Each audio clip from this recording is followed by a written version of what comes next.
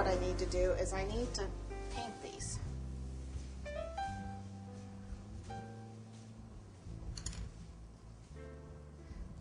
Usually I wait till they're dry. They're almost dry. And you need to do the front and the back. And again, if you have an airbrush, that's great. If not, well, you got these guys. I haven't noticed having to start with one color at the lighter one and then that in the darker ones, although that's what you're taught. I haven't noticed that really matters. This guy's pretty much dry.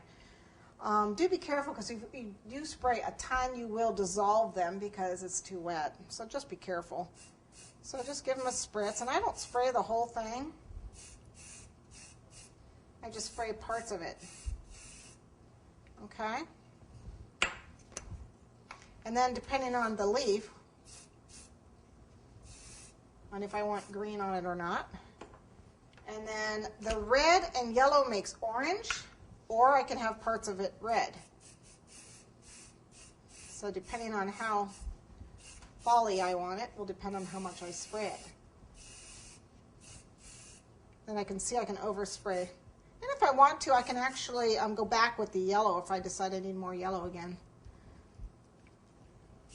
Make sure you get it, because it's bumpy, make sure you get it from different angles, or you're going to end up with white showing, because it's pretty bumpy. Okay, and then I want to flip it over and do the other side.